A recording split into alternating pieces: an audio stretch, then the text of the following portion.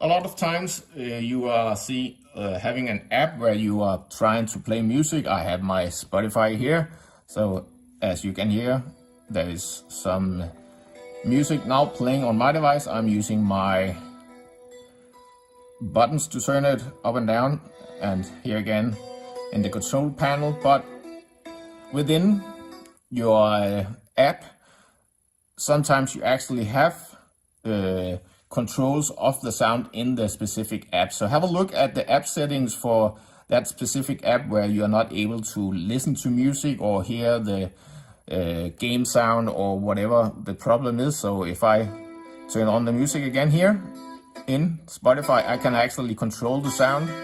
So have a look at your app settings and make sure that it is not either turned off or whatever can be the issue.